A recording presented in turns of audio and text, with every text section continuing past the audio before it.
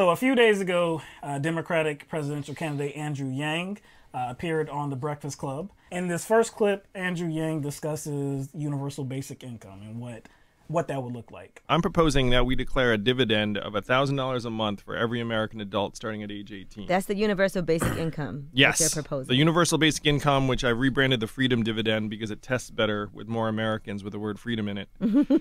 And so what will that do? Yeah, because a lot of us have never achieved true liberation in this country. Yeah, true. I mean, it's the truth. Yeah. It's one reason why Martin Luther King championed this plan in principle in 1967, the year before he was assassinated. He called it the guaranteed minimum income. Thomas Paine was for it at the founding of the country. This is a very American idea. So it seems far out to us now that, hey, we should just have a dividend where everyone gets $1,000 a month. But we've been talking about this for decades, and it came this close to being law in 1971. It actually passed the House of Representatives twice under Richard Nixon. Milton Friedman and 1,000 economists signed a study saying this would be great for America. And then one state has had a dividend for 37 years where everyone in that state gets between $1,000 and $2,000 a year, no questions asked. What state is that? That's Alaska. Really? Yeah, you go to Alaska right now, you live there for a year, and everyone in your family gets between $1,000 and $2,000 a year from the petroleum dividend. It was passed 37 years ago by a Republican governor, and Alaska's a deep red state. This Republican governor shows up, 1982, and he's like, hey, there's a lot of oil money. Who would you rather get it? The government who's just going to screw it up, or you, the Alaskan people? And then the Alaskans said, us, please. And he's like, I thought you'd say that. And so then they passed this dividend. And now it's wildly popular, has created thousands of jobs, has improved children's health, has a decreased income inequality. And what I'm going around the country saying is, look, what Alaska is doing with oil money, we can do for the entire country with technology money. This $1,000 a month dividend, one of the things it would do, right now there are millions of American women in exploitative or abusive jobs or relationships because they lack the economic freedom to actually make a change in their situation. So if the Democratic Party is going to talk about empowering women, you know what's going to empower women? $1,000 a month. You know, you get $1,000 a month, and then you know you're in some job that's exploiting you, or some relationship that's not good to you. Then you can be like, I don't need this. I love where he took it. That last point, talking about people getting out of this situation, a very difficult situation, specifically women. They don't have the money. Maybe they're not working. They're home taking care of the kids. But maybe they're in an abusive relationship. They have nowhere to go. They have no money, right? UBI can do something to take care of that. If you're getting, not even earning, it's guaranteed for everybody, no matter if you're earning income or if you're earning the most income in the entire country. You're guaranteed $1,000 a month. This has effects all over the place. This can provide clothing for you and your family. This can provide safe haven, a roof over your head. This can provide health insurance, as right now. We don't have Medicare for all right now, but this can provide for that. This can help, hopefully, maybe get you to further your education, further your studies. Maybe this gets you out of a crummy job that doesn't really care about you and doesn't provide any kind of safety standards for you. That's not paying you well. You can be choosy about the particular type of employment you are seeking.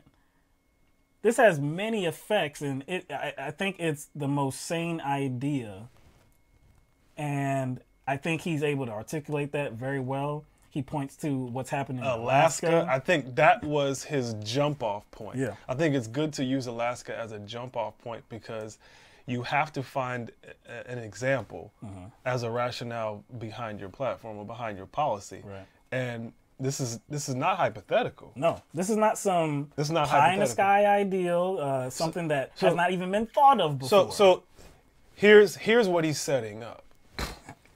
If any opponent to that platform, or if there is any opponent to that platform, which there will be, oh, no doubt. you know there will be, you know what he can go to. He can say, okay, so if you are against UBI in general, then you need to be working as a representative so that Alaska does away with theirs. You're saying Alaska's doesn't work. Right. Last time I checked, is Alaska's economy in shambles? Alaska's economy in shambles. I don't think so. I don't think so. No, I don't think so. I'm not gonna sit there and say, a universal UBI should work in the same way. He used Alaska as an example because they have those oil reserves, and the way they divide up the funds or the money or the profits or the capital from those oil reserves goes to people. That's not exactly socialism, but that is pretty damn close. So we kind of already have an example of that right up there. We do. And there's also a test case that's being done. I believe it was just started last month in Stockton, California. And I believe we have talked about this. When we talked about universal basic income in 2016, I think we were talking about Stockton, California. It hadn't been done yet, but the plans were in motion. So I believe it just started there last month, February. So again, this is not something that has not been thought about before. This goes back decades. There's communities that are doing it. There's a state that is doing this. So the whole goal though, is to provide those basic necessities, right? It's to allow people to not be so worried about where am I going to get a roof over my head with this little money I have. I don't have very much coming in. I have to pay for this. I have to pay for this.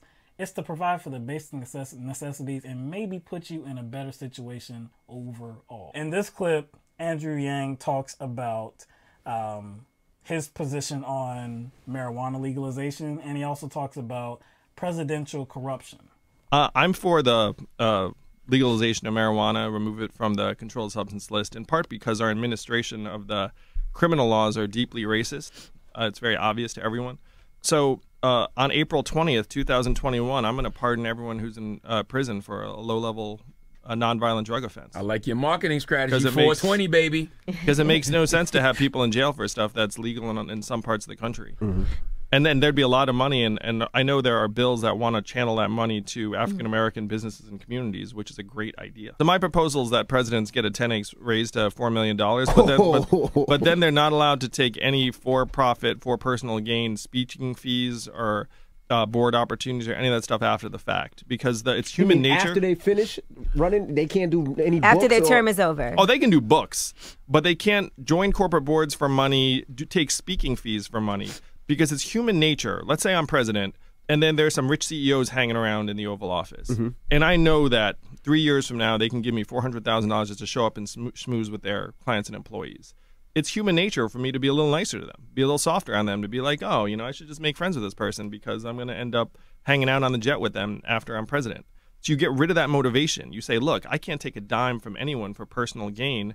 You're going to pay me enough so that you know I work for the people, but that's it. We have to stop worshiping the almighty dollar, and that starts from the top. And this raise can go into effect the president after me. I really do not care. That is radical. That last position. But it's only radical because I've never heard it before. It's radical for a reason, though. It makes sense. It's kind of a radical approach based on where we've ended up as a country under the system of capitalism, under a system that kind of incentivizes our leaders kind of to be corrupt. To be corrupt, right. To use their positions to personally enrich themselves. That's the position we are in right now. We've always been in that position. I think right now it's crazy dealing with the person we have in the White House right now. It is. Who has not kind of divested from his business interests, and his children and his family are kind of getting in on that right now. Making money while in the White House. Making money while in the White House. Using that as an advantage to make money. Yeah, because if you think about it, like, I don't care who you put up in there. If that incentive is there to make money off your position as the president or as a representative, what do you think people are going to do? Most people want to earn as much as they possibly can. Right. And if they see a possibility, no. Sorry. If they see a guarantee that the moves that I make while I have my presidency, while I'm in office, they will have a positive effect monetarily after I'm done. Like, I can sit on this board, I can engage in these speaking fees, I can, work for a lobbyist or whatever. Really?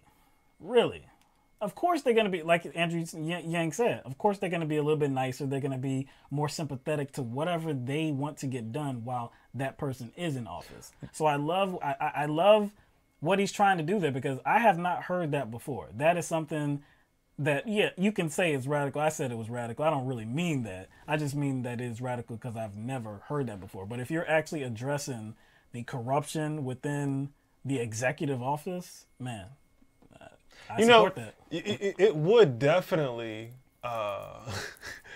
it would definitely be interesting to see who is against it, because if $4 million a year? if I give up $4 million, there's year. a reason why I'm giving up $4 million. $4 million a year. Because he's probably already made the calculation that, like, that $4 million is nothing compared to how that representative, that president, drains the economy based on the connections that they make and based on the financial wealth that they gain from being in that position. That $4 million is a drop in the bucket. So if someone is against getting $4 million, that must mean they want to do a lot of corruption. You see what I'm saying? To give up $4 million a year, if that's not an incentive, you got to be corrupt. You got to be corrupt to give up $4 million You know a year. what'll be the pushback to that? Oh, we don't have that money. We don't have that type of money. We can't afford that. I think we can. I think we can. Like, and if we can't afford $4 million, we can surely afford $2 million or $1 million. That's gotta be enough. Because you can get out of office and then kind of invest your money into a business or something. We're paying you to not be corrupt. See, that's what he's doing. That's essentially what he's doing. And that's kind of sad that that's where we are. But what he is doing, he is fighting, he's not fighting fire with fire here. He's like, it looks like he's fighting fire with fire. But what he's doing is kind of like attacking the weakness of capitalism by offering people money to not be corrupt. He's attacking capitalism at its weakness. It's like, hey, you know what? You can not be corrupt if you want to. We'll just give you some money. Incentivizing just doing the right damn thing. Just actually being an advocate for people, which is what you're supposed to be in the first place. And unfortunately, with the system we live in right now, that's necessary. Yeah. Unfortunately. Again, it's kind of like if you started giving police officers raises for not being abusive, started giving them bonuses for not being abusive, and giving them money for like not abusing their power. I will be for that. I'll be for that. Yeah. And guess how many cops where we are right now, I would be definitely for that. And you incentivize it another way by saying, hey, you have to pay for your own defense too. No unions. You know what I'm saying? I guarantee you these folks will be buttoned up the next day. Hell yeah. You have to do that in capitalism, unfortunately. But he also talked about the that the laws here are deeply racist, the marijuana laws, the drug laws. What did Charlamagne say? Well, that was after he said, on 4/20/21, I will pardon everyone with a low-level, non-violent drug arrest. He was like, well, that's a good marketing strategy. Yeah. I believe, well, this was just about marijuana, so marijuana offenses.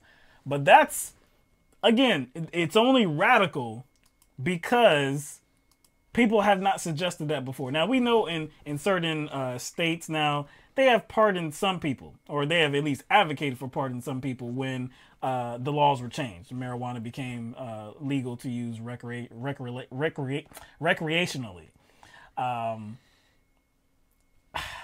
It's the most common sense proposal that you can think of. There's no way that people should still be in jail.